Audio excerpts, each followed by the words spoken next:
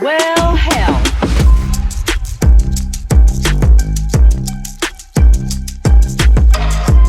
Welcome back to Tech Travel and Twang.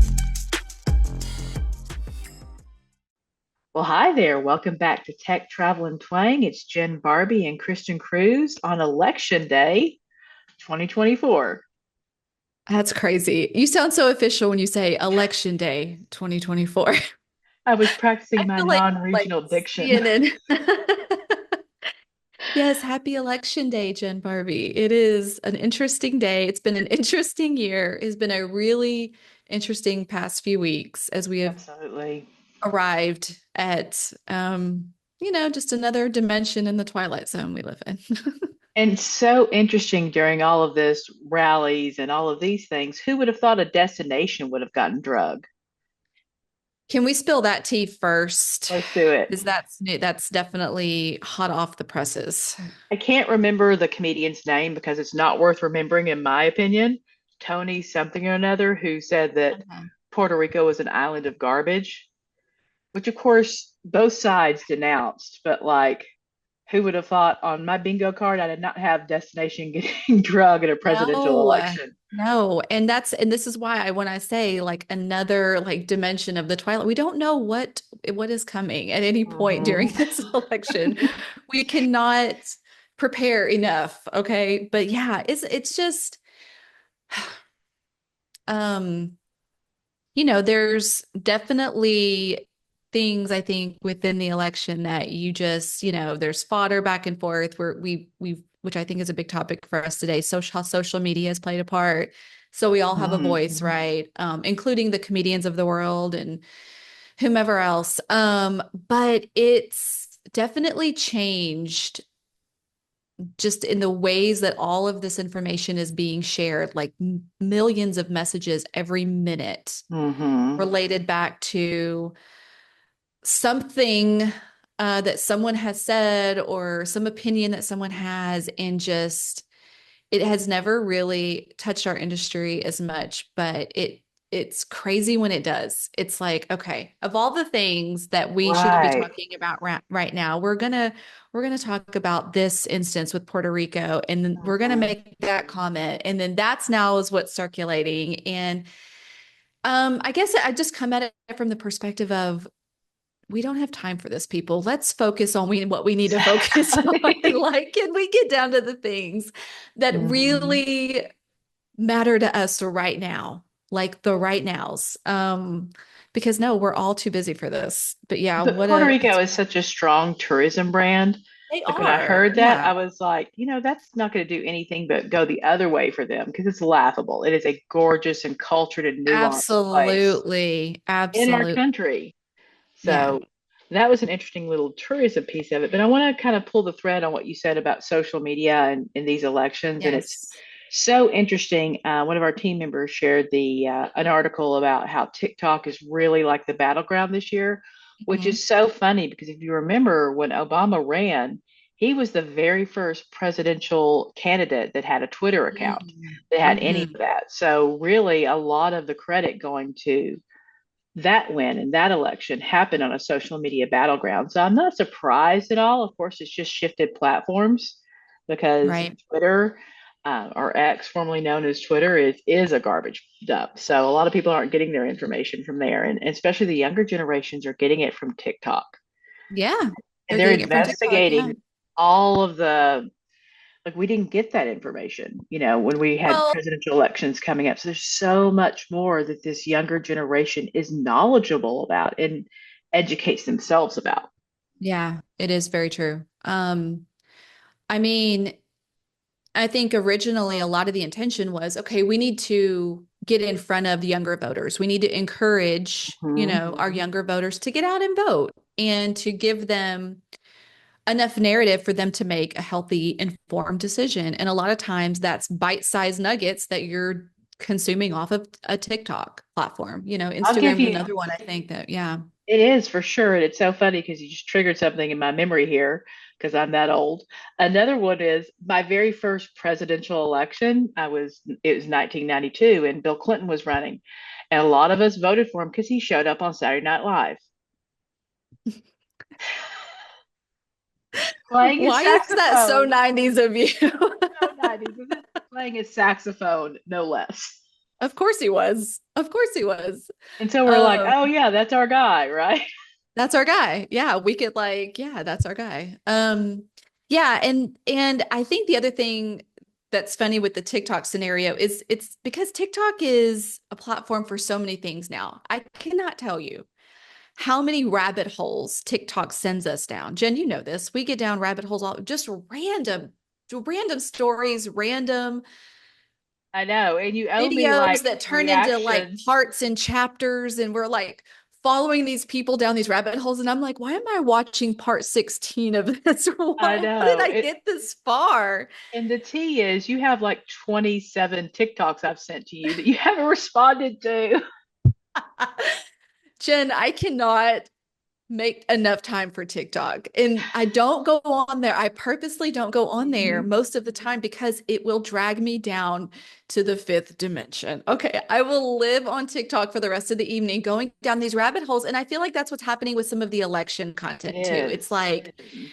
take me down this rabbit hole, but then I'm going to go down this rabbit hole and then I'm going to head here. And then you get into some of the the conversations that aren't surface level, about our candidates and their beliefs and all these various things. And it starts to get you asking questions and then you go search for more things. And that's, I think, the saga of the TikTok, right? And how it contributes to the election is Absolutely. there's so much content and very dynamic content, opinions and thoughts and rhetoric and theories and all of these things Hmm. that you get to a point where, you start questioning, am I voting for the right person? Or did I make the right decisions? Or now I need to go investigate this. And so it turns us all into like a detective Well, it trying to make does. informed decisions. Yeah. It really does. And if you look at what happened with New York Times and the webmasters and the app developers going on strike the day before election to also make a point, kind of tells you that the election itself is also, it just affects so many other things. And that's where,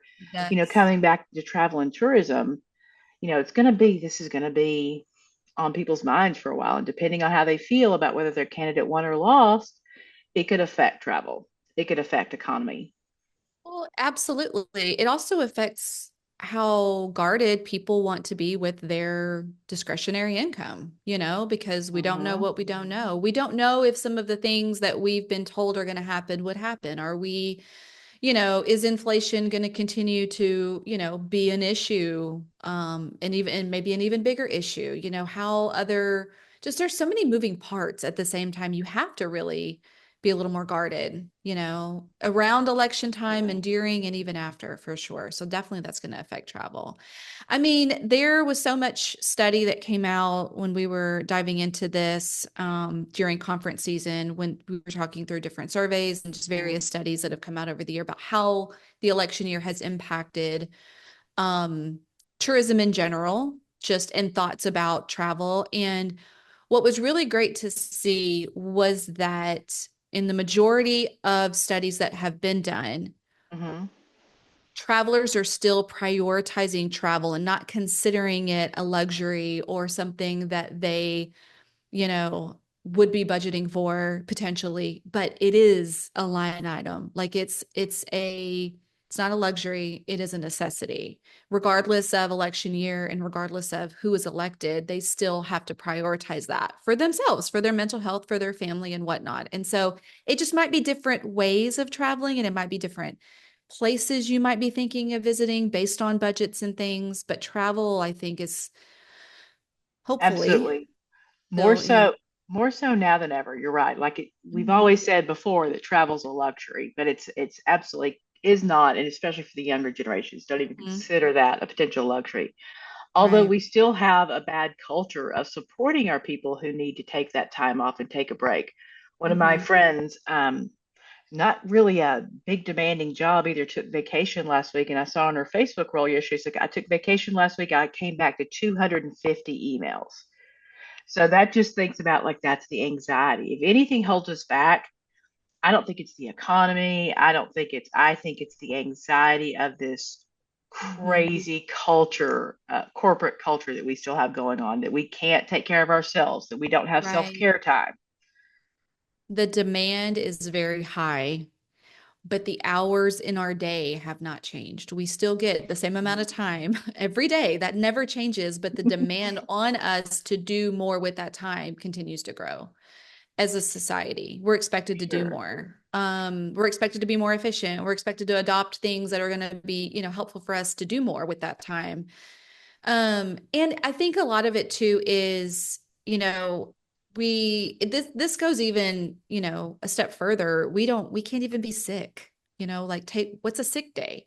I don't Mhm. have time to be sick today. I'm going to miss 3 calls and 3 deliverables, and I don't have bandwidth to make that up later. And so we start prioritizing work over our mental and physical health, which is, that's even worse than just not prioritizing it for travel. So For yeah, sure. we've got to do better as a society, but it's just when the demand is there and there's not the pressure is there, it's hard. Our anxiety is at an all-time high. Absolutely. So I think for travel brands, a good takeaway to that is be the calm to the storm. Like regardless, if that calm means adventure travel for this person, that's fine. If that calm means whatever that piece is, that's Whatever what that piece. travelers are really, it doesn't matter how the selection is going to go. We're going to have a few nasty citizen months ahead of us. So, like Mhm. being Mhm. the calm to the storm, I think it's just staying the course is really important. And book your trip to Puerto Rico. Yes, absolutely. Absolutely. And the other thing I think is important to say here is that when we are thinking about, I think there are a lot of cities that are, thinking about I don't want to say backlash, but just what extra things they might have to do to Mhm. manage comments and responses to certain social media activity because we're in this very like we're in an emotional roller coaster time, right? Depending on where you live in the political world. But um travelers still need to like don't go dark. Don't back up and not do what you might normally do in inspiring travel and inspiring because even if travelers can't go, right? Even if there is some trepidation or they're not secure enough yet to really kind of book that, or maybe again, like the anxiety's flooding and they just They're don't have saving time or it. feel like they have time, they still that Mhm. there is still some awareness about your destination, some peace that you bring them when you're sharing inspiration for future planning. I Absolutely. mean, we're all always looking ahead. Like the anticipation to be able to do something that is the calm from the storm is always Mhm. going to be peaceful. Like it's always a necessity for us. We always need something to look forward to in that way. So Absolutely. And absolutely stay we'll that see a big course. boom. We'll see a big boom with holiday travel regardless, because people are, I think they're going to double Mhm. down We for crave holiday Christmas right travel. now. Like we need Christmas. This is a pivotal time where we need the holidays. We need our family time. We need traditions. We need Christmas lights, we need joy, we need food. Yes. You know what I'm saying? Like we need to go back to the basics in a lot of ways, just Mhm. to like reset and reconfigure. So absolutely, yeah.